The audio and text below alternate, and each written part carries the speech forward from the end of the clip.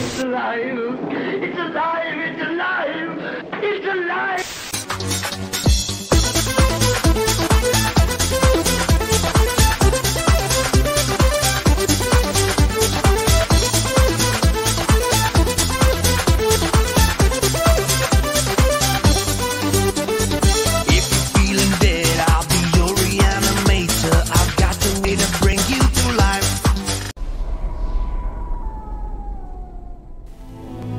Some stories, they are reborn. There's a feeling, a passion. This was no phantom. Ghosts do not skin their victims. This is the work of an artist. Take the last step to me. You are the angel. I feel him and I hear him. The Phantom of the Opera. The all-time horror classic. The Phantom is real. It has a name. You love the music. Our souls are one. The Phantom of the Opera. Only love and music are... Bonjour à tous, amis de l'angoisse. Oh, je suis le fantôme de l'opéra du billet de $500. Par contre, les couleurs, t'es sûr de toi, là? Oui, je vais rendre ton âme avec une voix de Dracula que je sais pas pourquoi je le fais. Par contre, j'aime bien ton écharpe. Ça donne bonne mine. T'as vu ça? Ouais. On y va, là? On y va. Ok. Bonjour à tous, amis de l'angoisse. Ouais, là, t'es en retard, du coup, là. Oui, bon. Aujourd'hui, nous font... Ainsi font les petites marionnettes. Nous fument aussi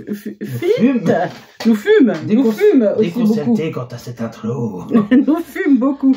Oula, la moquette, tout ça. Donc, c'est très mal. Faut pas le faire. La drogue, c'est mal. Bah pour moi c'est bien, mais... Ta gueule. La drogue, c'est mal. Bon, bah, c'est mal pour le commun des mortels, mais si vous êtes... Ah non, arrête, parce que là, je vais te frapper. Tais-toi. Enfin, à part quand tu dois parler, sinon tais-toi. Oh, le fantôme d'opéra de 1989. Oui, alors, un énième, hein, je vous l'accorde, hein, le 150 millième de sa lignée, voilà quoi. De Dwight H. Little,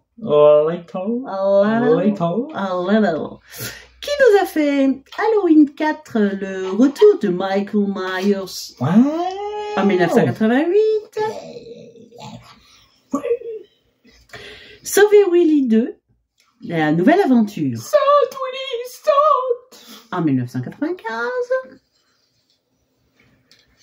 Non, je te laisse prendre une pause. Hein, parce que... Anaconda, la poursuite de l'orchidée de sang, 2004. Avec comme tête d'affiche Robert Englund. Qui a fait, je vous le donne en mille, Les Griffes de la Nuit en 1984. Vous reconnaîtrez plus Freddy que Robert à certains moments de ce film. Ils sont clairement inspirés du succès du personnage. Oui, c'est vrai. Oui, même jusqu'à l'affiche. Ouais. Pas celle-là peut-être, mais il y en a d'autres. Oui, dans le comportement, pas forcément dans le maquillage, mais dans le comportement. Choose or Die, que j'ai vu, que j'ai bien aimé, en 2022. Il n'est pas vu.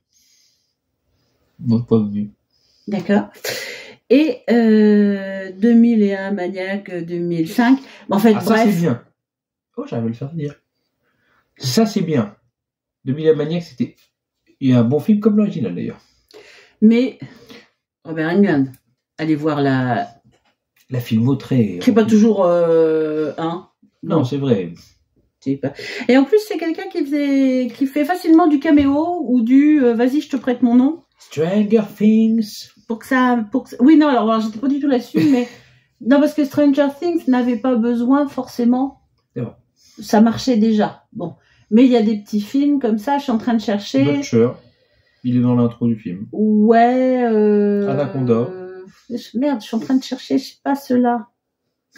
Pourtant, j'en enchaîne. Hein. L'hôpital psychiatrique, oui. Wishmaster, Il Heartstopper. meurt dans les 5 premières minutes. l'arrache-cœur. L'arrache-cœur, merci. Heartstopper. Présent C'est sur ça. la chaîne. Présent sur la chaîne, c'est dans Heartstopper que je... Voilà, où il fait un caméo, il meurt dans les 5 premières minutes, mais il était là. Ce qu'il fait souvent. Alors, Jill Cholen. Ça me fait penser à Stollen. On aime bien les Stollen. Je sais pas ce que c'est. C'est du gâteau. J'aurais du méditer. Donc, Jill Cholen. Du coup, j'arrive pas à dire. Warren, Gilles Gâteau. Alors, qu'a fait Gilles Gâteau? Elle a fait Le Beau-Père en 1987, Très sympa. Popcorn en 1991, Très sympa. Terreur sur la ligne 2 en 1993. Je n'ai pas apprécié l'original. Celui-là, je l'avais peut-être trouvé mieux. Je sais pas. Plus. Et Bill Nighy, voilà, qui a fait Vivre en 2022, que je n'ai point vu. Je me rappelle plus qu'il ait fait mourir après. Tu as fait Pirates des Caraïbes, dont tu n'as pas voulu mettre la date, Oui, parce que je ne l'ai pas. Parce qu'il a joué dans plusieurs, en fait. Parce que D'accord. Bill Nighy, c'est David Jones. Des cœurs. David Jones, l'homme qui m'a fait me réconcilier avec les tentacules, les pieuvres, les créatures polymorphes. Continue. Ok. Non, mais je te laisse. Continue. D'accord. Underworld en 2003. Il est magistral. Enfin, même chose, de J'adore. toute façon, filmographie étendue. Bien rempli. Du petit monsieur. Il a fait Golem, le tueur de Londres. Je vais te la faire bouffer. Christine. C'est Jill Cholen. Gilles Gâteau. Jeune soprano se retrouve transportée dans le Londres de l'ère victorienne et dans les bras d'un maestro défiguré et reclus, déterminé à faire d'elle une star. Chanteuse à la voix d'or, Christine profite du succès qu'elle a obtenu grâce à son nouvel amant. Tout cela m'amuse. Jusqu'à ce qu'elle réalise qu'il a commis d'effroyables meurtres pour elle et qu'il ne s'arrêtera qu'une fois son œuvre achevée dans le sang. Mouahaha. Les oreilles. Sont mortes. Scénario.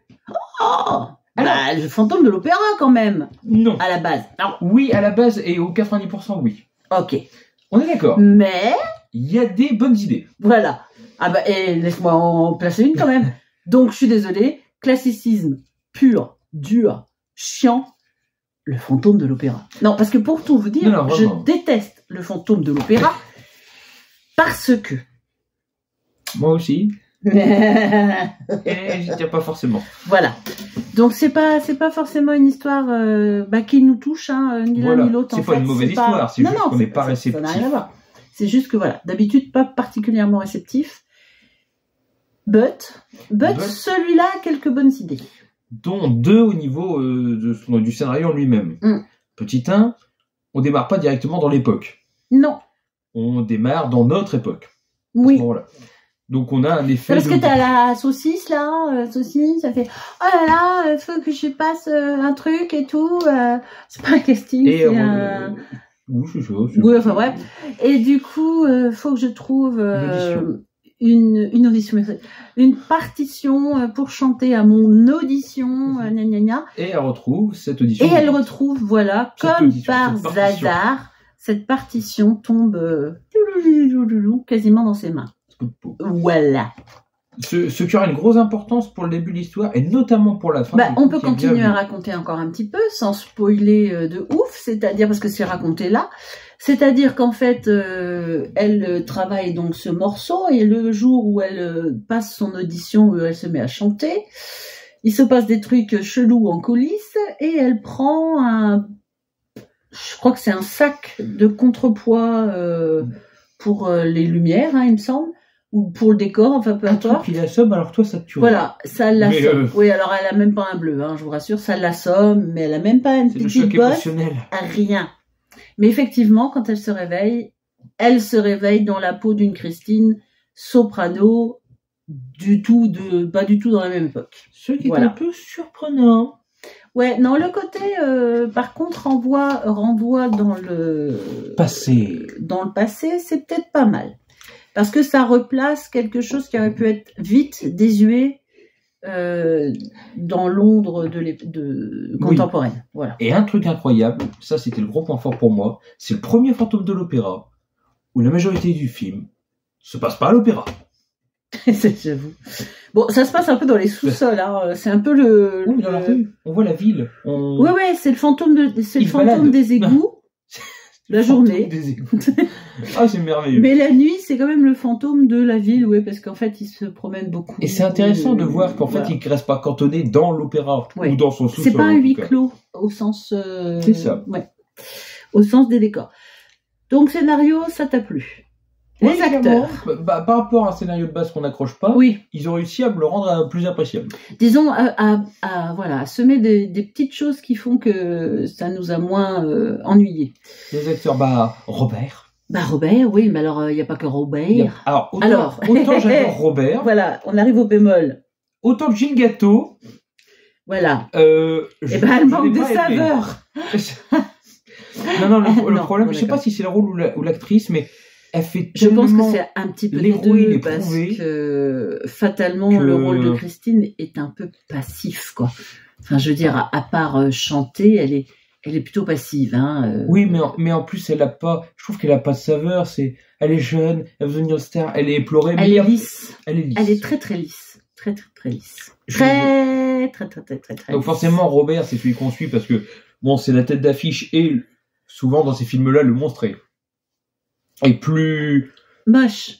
Mais qu'est-ce qu'il est moche. Intriguant. Alors, ils vous font un Robert Englund qui, à la base, avant d'être transformé, ne ressemble pas à grand-chose, hein, quand même. Hein. C'est Geppetto avec une perruque de Louis XIV. Reconnais-le. Il a un menton qui lui fait un croissant de lune. Enfin, c'est. Il a déjà eu un faciès assez voilà. difficile à gérer. Déjà, avant qu'il commence à devenir le fantôme de l'opéra, avant qu'il signe avec le diable, avant que. Avant que c'est la merde. Avant qu'il devienne le fantôme de l'opéra, quoi. Il a déjà pas une tête de porte-bonheur, hein, faut dire ce qui est. Ça fait faux, quoi. Enfin, ça fait un peu faux. Bon, c'était voulu. Le malheur, c'est aussi parce qu'on connaît très bien son visage et que c'est la merde. Fatalement, on sait à quoi il ressemble en vrai et que du coup, ça cache un tout petit peu, mais on s'y fait bien. Et c'est vrai qu'au niveau de l'acting, j'ai beaucoup aimé Bill Nighy dans son rôle. Oui, en général, j'aime bien cet acteur. C'est souvent un second plan. Il a déjà été en premier plan. Mais il a une prestance. Non, mais il fait partie de ces seconds plans qui sont importants dans les films en général. Où il dégage un charisme et une impartialité de visage assez fantastique. Non, c'est... Voilà. Donc... vas-y. Les effets. Oui, alors effets physiques. J'ai beaucoup aimé. Oui. Alors, pour des raisons XY qui se bricolent un peu, le fantôme, vous allez voir ça. Et j'ai bien aimé les effets de quand il se bricole un peu.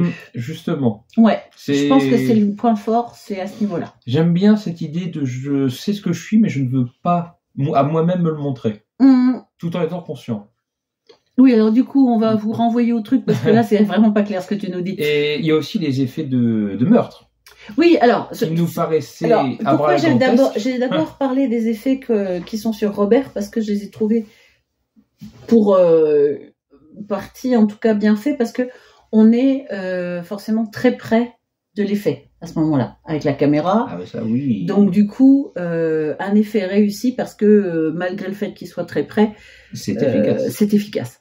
Et oui, et puis après il y a du sang, de la chic, du molar, et des blessures. Alors des meurtres d'ailleurs ou des blessés qui pourraient vous paraître impossibles et de par l'histoire on a compris la raison de pourquoi ça peut paraître logique. Ils ont bien bricolé leur truc, voilà, ils ont ficelé ça. Si vous voulez, moi en général, quand je donne une droite à un gars, je ne le tue pas sur le coup. Mais ils ont ficelé, oui. En fait, ils ont ficelé le truc bien, tout ça étant sous le sceau du diable, on va dire. Le final est d'ailleurs très chouette. Donc du coup, voilà, ça explique certaines choses qui peuvent paraître un peu fantasques ou fantaisistes, limite. Mais au sens de la fantaisie, mais c'est pas mal. Donc, la caméra, la photographie. D'accord, mais pourquoi tu caresses le DVD ? C'est moi. C'est parce que tu l'aimes ? Oui. D'accord. La photographie, eh ben, c'est le seul avantage que je dirais au Fantôme de l'Opéra de façon générale. Ouais. Cette œuvre, de toute façon, est une œuvre qui se doit d'être photographique, de base. Ouais. Alors, par contre, c'est pas si moderne que ça, quand même. Hein. C'est 89, les gars. Hein. Vous attendez pas du HD de malade. Mais c'est propre. Voilà. C'est propre. Oh, cette scène sous la neige, dans le cimetière. C'est propre. C'est trop beau. Voilà, on va juste dire c'est propre. Voilà. C'est propre plus, hein, quand même. C'est pas un truc du dimanche. Tu sens qu'il non, y a... non, quand je dis c'est propre, c'est propre. C'est J'ai pas taillé, dit c'est passable. Voilà, c'est correct. Machin. C'est propre. Voilà. Comment le classerais-tu? Comment tu le castrais? Parce que je sens comment que je... le castrais? Comment je le classe? Moi, je vais le castrer. Toi, tu le classes comment? Eh ben, ça va être très fort, mais je vais mettre un... Oubliez-moi. Ah non, on est d'accord pour une fois. Bah, sinon, c'est un oublié. Oui, mais je pensais que tu allais le mettre en oublié. Non, je vais mettre oubliez-moi parce que j'ai toujours du mal avec le Fantôme d'Opéra. Quoi qu'il oui, arrive. d'accord. Mais quand même, malgré tout. Mais voilà. Les effets sont beaux, le décor est beau, l'histoire a réussi à m'emballer malgré tout. Donc, c'est juste...